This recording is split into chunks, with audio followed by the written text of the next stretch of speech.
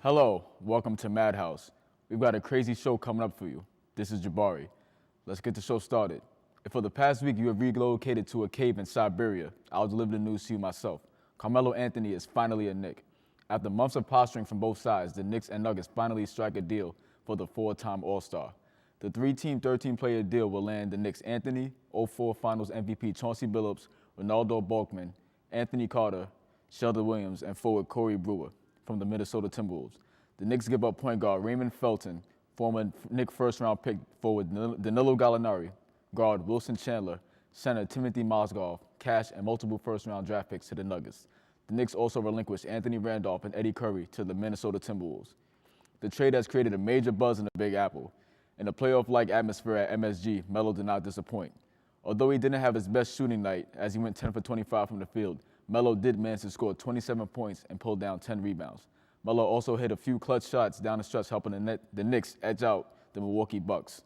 Chauncey Billups did not disappoint as well, as he scored 21 points and dished out 8 assists.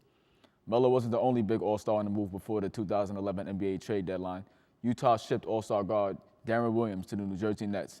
Widely regarded as a top 5 point guard, Williams is headed to Newark in exchange for former All-Star guard Devin Harris, first-round pick Derek Favors, the Nets' first-round pick, and Golden State's first-round pick next year, in which the Nets own.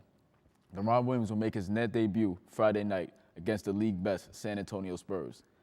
Melo and D-Will weren't the only players on the move. Many teams pulled the trigger on trades right before Thursday's deadline. This has to be one of the wildest days in recent memory for the trade deadline. In a surprising move, the Boston Celtics traded their beloved center Kendrick Perkins to Oklahoma City. The trade will land the Celtics' Jeff Green and Nenad Krstić. Guard Nate Robinson will also be headed to Oklahoma City with Kendrick.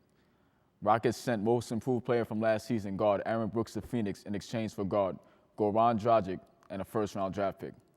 Los Angeles Clippers shipped hometown guard Baron Davis along with a first-round pick to the Cleveland Cavaliers in exchange for guard Mo Williams and forward Jamario Moon.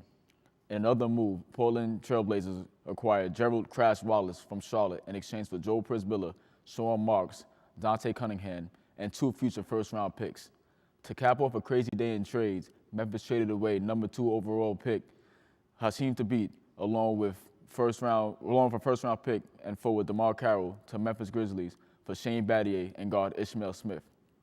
In NFL news, 10-time Pro Bowl cornerback Champ Bailey will re-up with the Denver Broncos.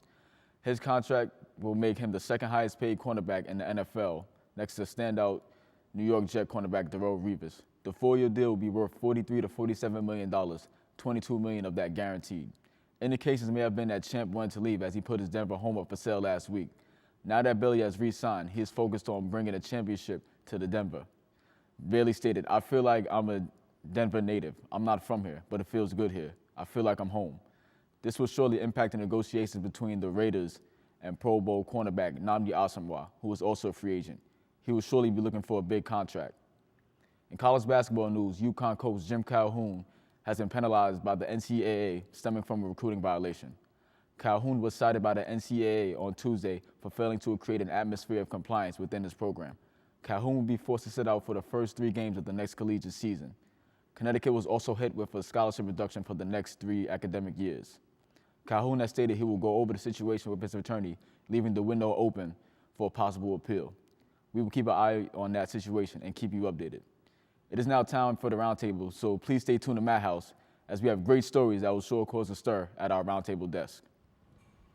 Hello, welcome back to Madhouse. This is the roundtable discussion. I'm here with Lincoln and Trev. Let's get right into the topics. All right, first up, what do you expect? The Melo trade, big news. Let me get you guys' thoughts real quick. It was a long, drawn-out thing since September, Everybody thought at first he was going to go to New Jersey. I personally was hoping that he was going to go to New Jersey, but it didn't work out that way. So at the end, Knicks got their man. That's who he said he wanted to go to in the first place. And, yeah. I know Trevor personally cried when Knicks got Melo, but it's all good because we deserved Melo. Anyway, we all knew Melo was coming here. It was a simple fact. He said he wants to sign an extension. Actually, there was a lot of stories, but he said himself he wants to sign an extension with the Knicks. It's a dream here. Yeah. The Melo trade, you also look at is they gave 4 starters for Melo. I was gonna get into that next. Do you think the Knicks gave up too much? For them to rebuild, even though they are rebuilding and they're trying to be a contender. If they stay with the same team, I think they would just been a 5-6 playoff seed. But they're trying to improve themselves for the following year and the year after that, even this year to be contenders. Even though I don't think they are, not being the top 4, but they have a chance in the following years to become one of those top 4 powerhouses in the East. I kind of think they are top 4 in the East right now. I think it's going to take a couple games, 5-6 games, but they can get top 4. I mean, they have Carmelo after all, they have Amari, and Chauncey Billups is there to hold it down and everything. I think they can move to top 4. I can't see that because the fourth is Orlando, and are they beating Orlando? Even Orlando's it's been suspect. The only team they can beat is Atlanta. I think on the record, I think they're gonna catch Atlanta. They can. Oh yeah, Atlanta's just been horrible, and with I said Atlanta. I'm saying Atlanta's been horrible though. So what do you think about his debut? If you had a greatest performance, what grade would you give him? I'd give it a B. Nothing higher, nothing less. He was 10 for 25. Yes. But he did what he had to do in the fourth quarter. I have 11 points in the fourth quarter. I mean, it says right there in the stats. I mean, it's 10 for 25. He was taking too much shots that we didn't want to see. He took a lot of shots. I mean, I understand that Delfino's not that great of a defender, but come on, you could have been more efficient than that. Yeah, he was trying to embarrass him. What grade would you give him? Yeah, I'll give him a solid B as well.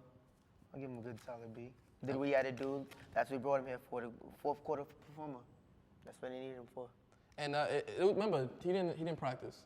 So him or Chauncey Billups. That's true. I didn't see Corey Brewer play. He did not play. And I think maybe with practice he's gonna play, or I hope he's not gonna be another Anthony Randolph. He actually likes defense, so I don't think he's gonna see time in D'Antoni's.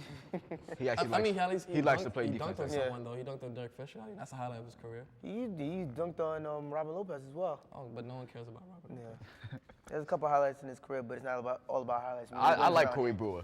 I like Corey Brewer. He's not gonna get any playing time. No. Once D'Antoni hates you, you're not getting you're buried in his bench.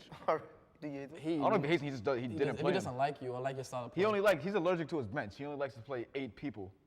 He does not utilize his bench at all. And the person you might see come off the bench after that is Sheldon Williams when they have nobody in the front line. Yeah, they got your boy Sean Williams playing power forward. Mm-hmm. They really need Ronaldo Baldwin. Yes, the savior. All right, moving on to last night's game. You know, big matchup between the Heat and Bulls. The Bulls eke out the win, 93-89. Do you think the Bulls are a contender or a pretender? No, I think they're a contender, and they included Noah's back. And I've been saying this for a while. He's been injured, and he left 38 and 6. They were 38 and 16 without Noah, and now with him, they beat the Heat, even though they beat the Heat without Noah too, and that just shows a different aspect. And this is when the Heat are trying to play their best basketball. Do you think that was more of the Heat losing the game or the Bulls winning it? I mean, you saw LeBron, for some reason, he took that crazy 3. And he might as well have shot the ball towards the studio because it was nowhere near. And Chris Bosh did go 1 for 18. So do you think that's more of the Heat losing or the Bulls winning the game? I mean, more with that last stat you said, that's more of the Heat losing 1 for 18. That's pretty. And as much as I joke on Chris Bosh, because a lot of people know I joke on Chris Bosh a lot. Yes. He's not supposed to have 1 for 18. He hits open shots and he just did nothing of the sort. I mean, maybe it's that Carter Boozer defense. I don't know what it was. I don't know. Did you see the flop? It could be. Yeah. It could be. Yeah. That was probably the most positive thing he did all game. Yeah, that was. And it could be. It's a lot that the Heat lost the game, but I also think it's a lot of Derrick Rose stepping up and being the leader that he is. Yes. He could have took that last second shot, but he passed it off to Lil Deng, who was wide open in the corner, hit the clutch 3. Do you think Dwayne Wade should have came for help on that play, on the 3 that the Rose hit? Dwayne Wade came for help, left his man open. Well, to help on Derrick Rose. He's a superstar, and when you see a superstar on court in the final seconds, like the final minutes of the game, of course you're gonna want to help out on a person who's not, not saying Mario Chalmers is not gonna have the perfect defense. Well, he doesn't. But you want to help out with Derrick Rose, who is a budding superstar of the league. So But I think he should have known that Luol Deng is